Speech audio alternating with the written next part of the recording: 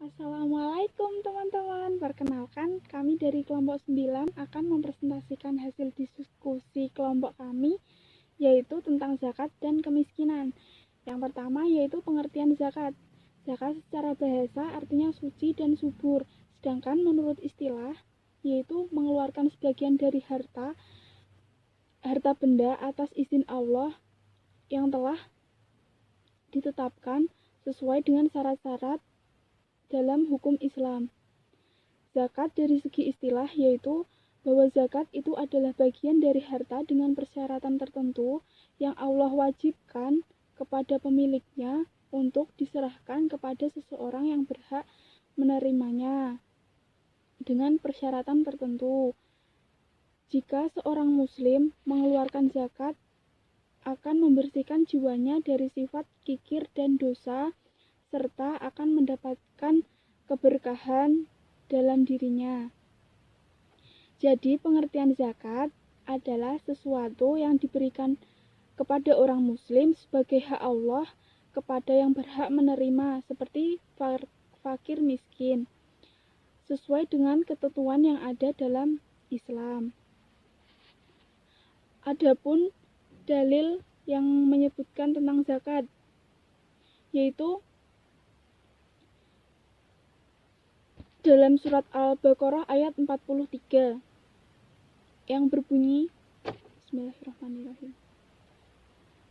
Wa aqimus salata wa attus zakata warka'u ma'arraqin, yang artinya dan dirikanlah salat, tunaikanlah zakat dan rukuklah serta orang-orang yang ruku. Ayat ini memerintahkan untuk semua umat muslim mengerjakan salat dan menunaikan zakat. Dari ayat ini, bagaimana bentuk keimanan kita sebagai muslim dengan menunaikan kewajiban kepada Allah Subhanahu wa taala dengan salat, dan tidak lupa juga dibarengi dengan manusia dengan perantara zakat. Yang selanjutnya yaitu definisi zakat menurut para ulama.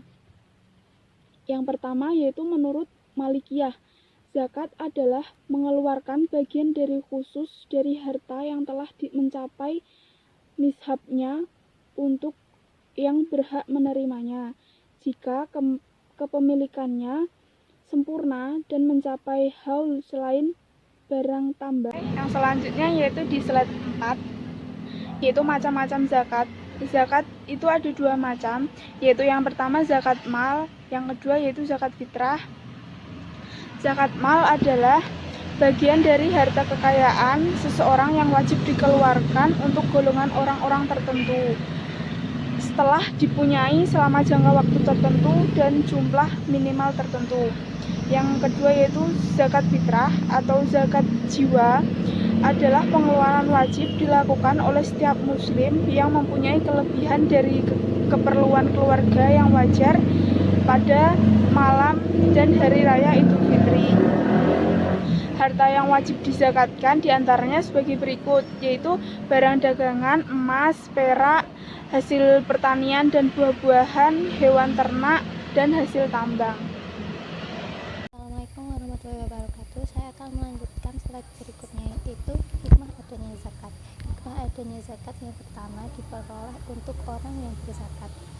Yang pertama yaitu diri akan menjadi bersih, suci, dan sehat dari penyakit pikir, rakus, dan tamak. Kemudian yang kedua yaitu diri akan menerima pencerahan nur ketuhanan sehingga ia dapat merasakan kenikmatan dan kebahagiaan yang hakiki.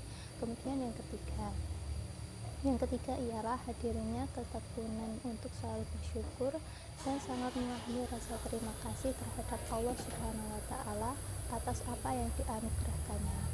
Kemudian yang keempat yaitu dengan adanya zakat, kita yang mempunyai harta akan terbebas dari pikir yang merusak. Kemudian hikmah adanya zakat yaitu bagi orang yang menerima zakat sendiri, yaitu yang pertama adalah menghilangkan sifat dengki dan dendam dari orang-orang kaya.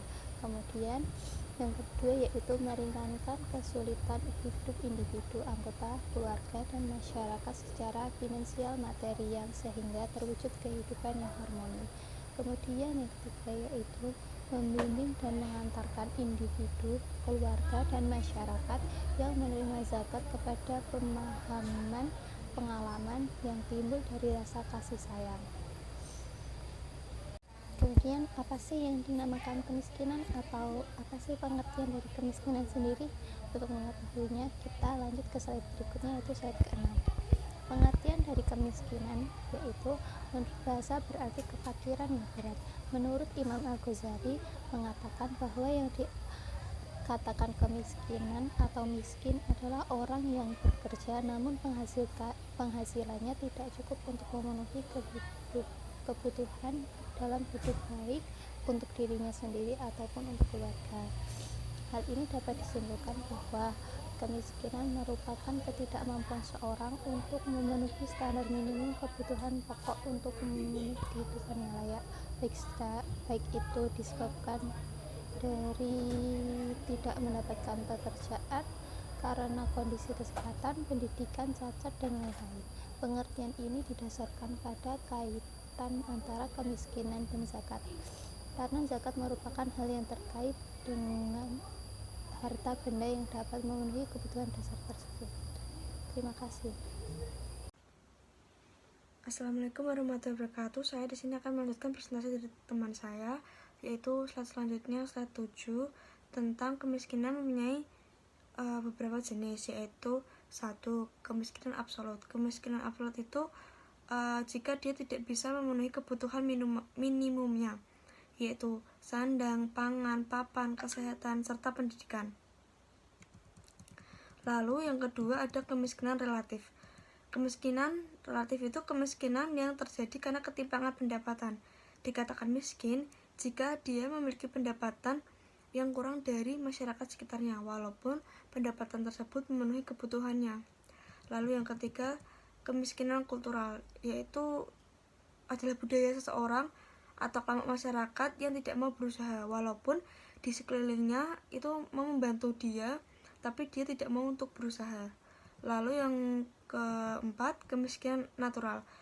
Kemiskinan ini terjadi akibat kurangnya sumber daya alam. Jadinya produktivitas masyarakat di sana itu rendah. Lalu yang kelima, kemiskinan struktural.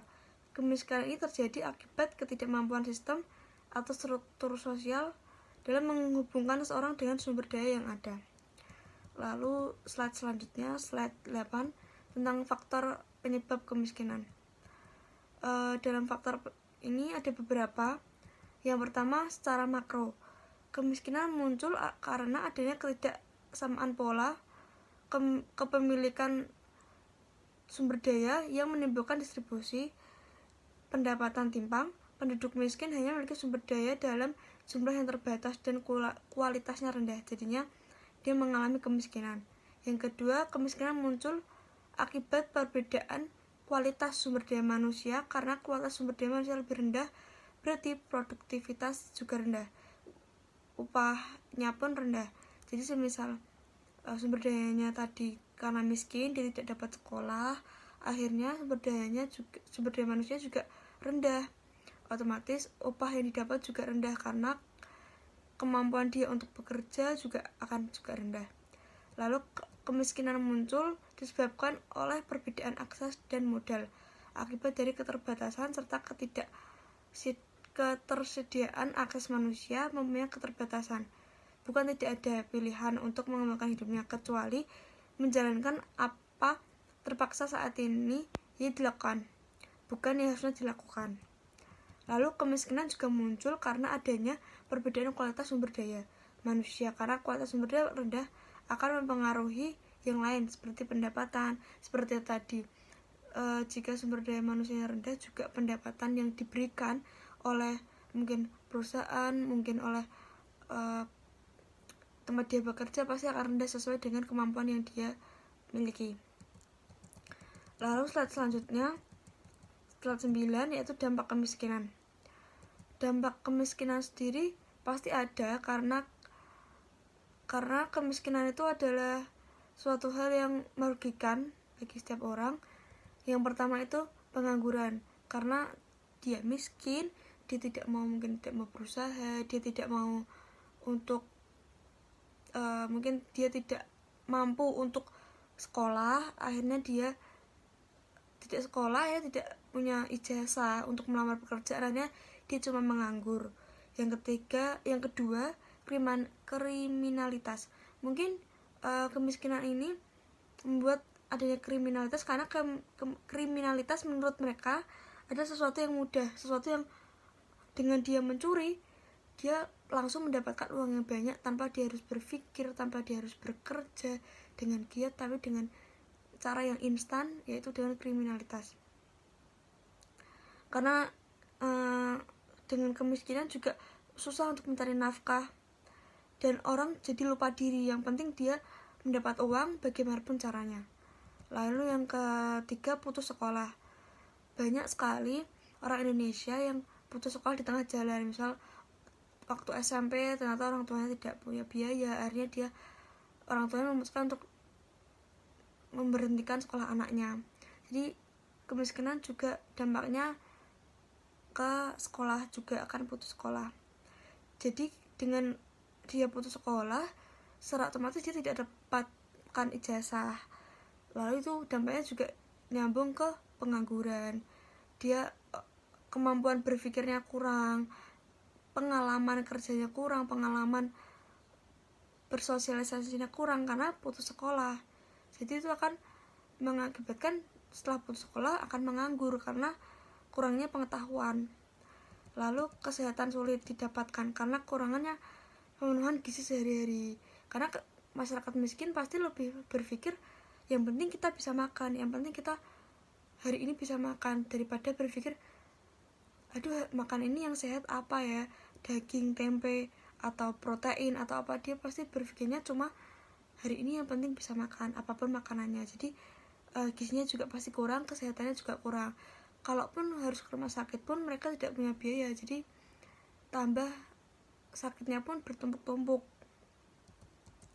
Lalu yang terakhir, buruknya generasi penerus adalah dampak bahaya.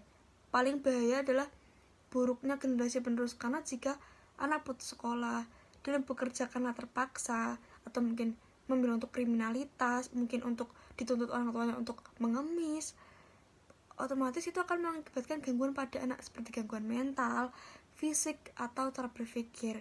Semisal dia disuruh untuk mengamen karena orang tuanya tidak punya uang, dia otomatis akan memiliki gangguan mental. Fisik pun juga mungkin kurus karena tidak makan pun tidak yang bergizi.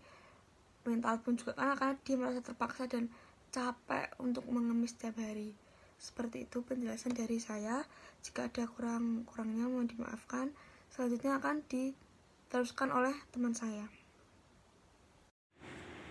Baik, yang selanjutnya yakni pada slide yang ke-10, yakni upaya menanggulangi kemiskinan. Upaya menanggulangi kemiskinan dilakukan dengan cara salah satunya yakni penguatan zakat. Karena masalah kemiskinan merupakan masalah kolektif individu, masyarakat, dan negara, maka perlu pemberdayaan zakat secara kolektif agar zakat dapat berjalan secara efektif dan efisien. Dan peran negara dalam hal ini sangat dominan karena negara merupakan lembaga pembuat kebijakan dan sebagai kekuatan fasilitator. Ada beberapa alasan mengapa zakat harus dikelola negara, yakni yang pertama, karena wajib. Dalam hal ini negara harus dapat memberikan sanksi kepada para muzaki yang tidak mau membayar zakat. Alasannya karena kesadaran dari umat untuk melaksanakan pembayaran zakat sangat minim dibandingkan dengan jumlah wajib zakat. Yang kedua, menyangkut pihak lain terutama fakir miskin, kemiskinan harus didefinisikan secara jelas agar masyarakat tidak menentukan definisi kemiskinan secara subjektif yang dipandang sebagai hubungan pribadi atau kedekatan seseorang atau lembaga. Oleh karena itu, dari penyebab-penyebab tersebut dapat diatasi melalui pemberdayaan zakat. Karena zakat dalam pengelolaannya bukan hanya pemberian berupa materi yang habis dikonsumsi begitu saja, namun juga dapat dikembangkan sebagai modal yang produktif bagi penerimanya. Dan yang selanjutnya pada slide yang ke-11, yakni peranan zakat dalam mengatasi kemiskinan. Di Indonesia, umat Islam menyebar di berbagai daerah maupun kota.